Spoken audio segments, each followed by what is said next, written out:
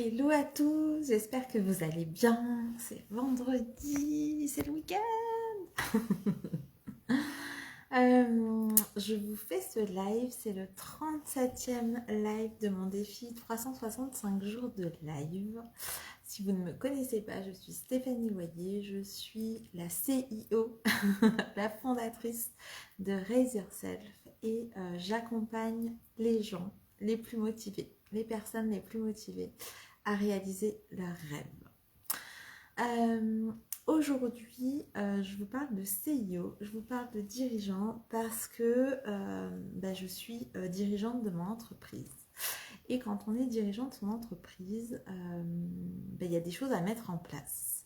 Même si on n'aime pas faire ça, même si on préférerait faire que le métier pour lequel on a créé son entreprise, en l'occurrence, c'est difficile de me définir sur un métier parce que voilà, je suis coach, on va dire holistique, donc j'inclus l'hypnose, l'énergétique, enfin voilà, pas mal d'outils dans mes pratiques de coaching.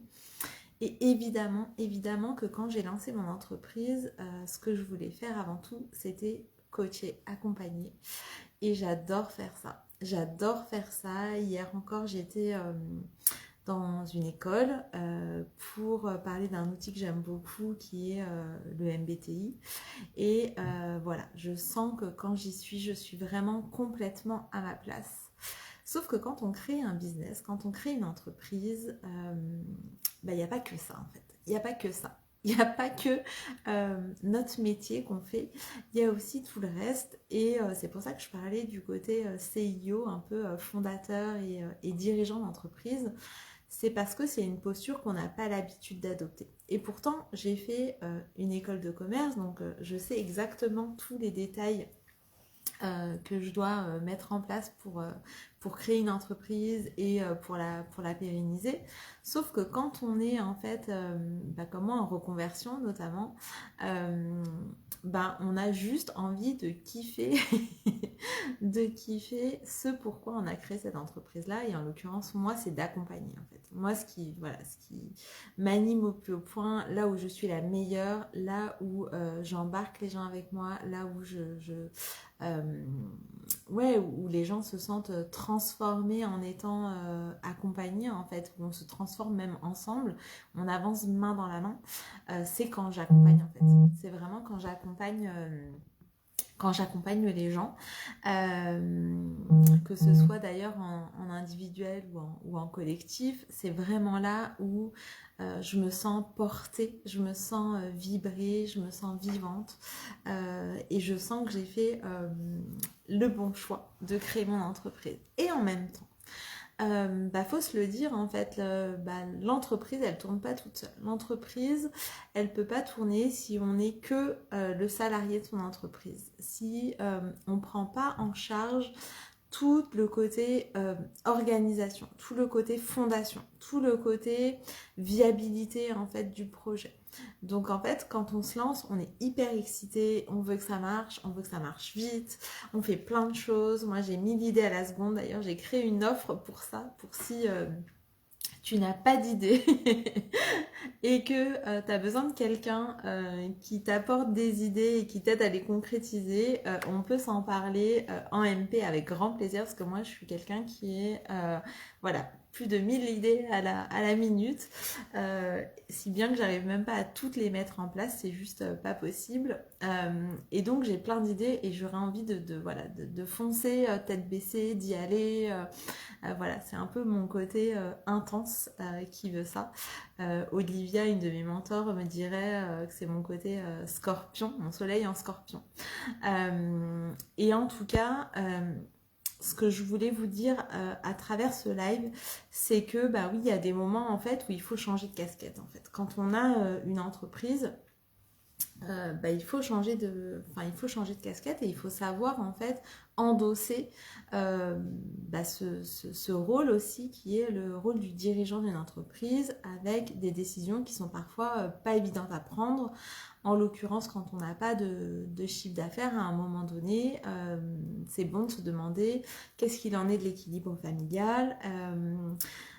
qu'est-ce qu'on pourrait faire en fait, où est-ce qu'on pourrait mettre du focus sur nos actions et donc ne pas forcément s'arrêter que aux offres qui nous font kiffer, mais aller voir aussi ces offres, ce business model qui va faire que notre entreprise va être pérenne et qu'on va pouvoir continuer d'exercer en fait ce métier qu'on aime tant. Et en fait, je trouve que sur les réseaux sociaux, la plupart, enfin en tout cas de ce que je peux voir, on a soit l'énergie très masculine de il faut faire ça, passer par telle étape, pour faire une page de vente, il faut que tu appuies bien sur le manque de tes clients, sur la douleur de ton client, pour répondre à un besoin, à une problématique, voilà, il faut que tu ailles voilà, faut que tu fasses des tunnels de vente, il faut. D'un côté, de manière très énergie masculine et dans l'action. Et d'un autre côté, on a l'effet un petit peu inverse d'autres personnes qui sont plutôt dans non, il faut être dans le flow, il faut faire vraiment ce qui nous vient du cœur, il faut, il y en a encore dans il faut lâcher prise, celui-là je l'adore, il faut lâcher prise, il faut pas s'intéresser au comment, il faut pas s'intéresser au timing, il faut. Et en fait, c'est ok, les deux fonctionnent. Simplement, il faut comprendre que ça fonctionne pour un certain type de personne, en fait. Que ce qui fonctionne pour les autres, la manière de faire des autres, n'est jamais, en fait, sa propre manière de faire. Et qu'il y a aussi derrière ça des choses qui ne sont pas forcément partagées. Donc quand on voit cette énergie très masculine, très action, oui, il y a des résultats. Et en même temps, quid de l'équilibre vie pro, vie perso? Quid de l'épuisement? Quid de ce qui me fait vraiment vibrer en fait dans cette manière de faire? Qu'est-ce que je kiffe vraiment dans cette manière de faire? Voilà, donc c'est intéressant d'aller se poser ces questions-là. Et d'un autre côté, dans l'énergie très féminine, oui, j'ai des idées dans mon bain, et qui est vrai, hein, en fait. Hein, c'est pas, là, c'est pas du tout un jugement de valeur. Je sais que c'est vrai. Moi-même, des fois, j'ai des idées juste quand je suis dans ma douche et c'est complètement ok. Simplement, parfois, les personnes qui parlent en fait de cette organisation-là, de cette façon de faire là, de cette façon d'avoir ce business, elles ne racontent pas aussi leur façon d'avoir pérennisé le business derrière. Elles racontent pas en fait, pas forcément le système de soutien, les fondations qu'elles ont mis en fait en place pour que ça soit pérenne. Donc en fait, moi, ma vision, c'est que ces deux parties là de nous, elles méritent d'être réunies. Et en fait, quand ces deux parties de nous sont réunies, l'énergie masculine d'une part et l'énergie féminine d'autre part, c'est là qu'il y a les meilleures transformations finalement. Alors après, c'est une question de curseur. Est-ce que ton curseur, il est plutôt d'un côté que de l'autre? Et en fait, je pense que c'est un équilibre permanent finalement à trouver. Donc un équilibre qui presque n'existe pas, mais en tout cas, de ce qui est ok pour toi au moment où tu le fais. Et il y a des moments où un business, ça demande des fondations solides, ça demande d'aller regarder de plus près. C'est aussi pour ça que je fais l'expérience révélation, c'est d'aller vraiment regarder de près où on en est. Donc l'expérience révélation, ça marche pour le business, mais ça marche aussi pour la vie perso, parce que c'est aller voir concrètement, réellement où on en est en fait. Où on en est de notre rapport à notre corps, où on en est de notre rapport à notre vie professionnelle, où on en est de notre rapport à notre vie d'humain, de parents, voilà, dans nos relations en fait, où on en est et où on voudrait être, et le gap entre les deux. Comment venir remplir un peu, en tout cas sauter ce gap, faire ce pont-là. Donc ça c'est vraiment super important. Et j'ai un autre accompagnement en fait là-dessus qui est vraiment purement business et qui est en fait d'aller regarder Ça s'appelle business system, et ça s'appelle business system parce qu'un business, ça n'est pas régi que par des KPI, comme on dit en entreprise, par des clés en fait de lecture financière, que des clés de lecture sur le nombre de likes, sur le nombre d'abonnés. Ça n'est pas que ça en fait, c'est vraiment un système, tout fonctionne en système. Et cette offre business system, c'est justement d'aller voir en y intégrant de l'énergie féminine, enfin voilà, mais ça j'en dirai pas plus parce que c'est ma manière à moi d'aller regarder les différentes composantes du business, mais c'est d'aller regarder l'alignement en fait entre ma posture de CEO, donc l'organisation dans mon business, mes fondations. Donc on va aller se poser sur les fondations, on va aller ressentir ce qui se passe là. On va aller du côté de nos clients de cœur, qui on a envie de toucher, qui on a envie d'accompagner ou de servir, comment on a envie de le faire aussi, parce que je sais que cette question du comment, elle est mise beaucoup de côté, et en même temps, ça fait quand même partie d'un business, le comment. Voilà, au risque d'être décrié, oui, je l'affirme en fait, à un moment donné, si on se pose tous cette question du comment, même si on ne devrait pas se la poser, c'est que c'est bien qu'à un moment donné, il faut faire des actions pour pouvoir générer du chiffre d'affaires, sinon il ne se passe rien. Enfin voilà, ça c'est pour moi, c'est juste une réalité. Et donc, on va aller regarder comment en fait vous proposez vos offres à vos clients. Quelles sont ces offres que vous proposez? On va aller aussi se positionner du côté de vos tarifs. Quels sont les tarifs que vous proposez? À quel point vous êtes en accord avec ces tarifs-là? À quel point ils résonnent pour vous? À quel point vous êtes dans cette énergie de vos tarifs pour qu'ils soient aussi un peu ce match énergétique et aussi désirable entre vous et acceptable entre vous et vos clients. On va aller regarder votre équilibre vie pro et vie perso dans votre business. On va aller regarder votre compta, enfin, en tout cas l'instance de vos finances. À ce niveau-là, on va aller regarder aussi du côté de vos partenaires, des partenariats, que ce soit des gens qui soient salariés de votre business ou qui soient des gens avec lesquels vous partagez en fait des valeurs ou non, pour savoir avec qui vous avez envie de travailler, avec qui il serait bon ou moins bon pour vous de travailler. Et évidemment, tout va partir de vous.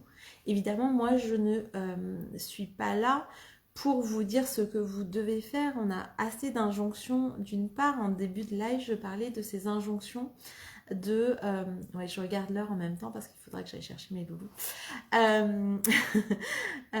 De ces injonctions, en fait, de l'énergie masculine de dire il faut faire ça pour le business, et de l'énergie féminine pour dire il faut lâcher sur ça pour faire du business. Donc en fait, nous, on va aller réunir ces deux parties en vous, de vous et de votre business, de votre métier et de votre casquette de CEO de business, pour aller finalement étape par étape, composante par composante, de manière assez subtile, réaligner en fait.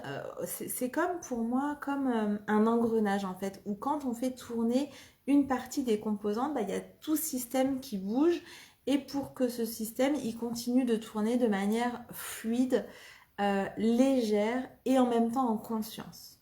Il ne s'agit pas juste de laisser faire, voilà, mais de laisser faire en conscience, et de vibrer avec ce qu'on laisse faire en fait. C'est de ça dont il s'agissait, de kiffer en fait en laissant faire, mais en y injectant aussi de la conscience pour que ce soit pérenne en fait.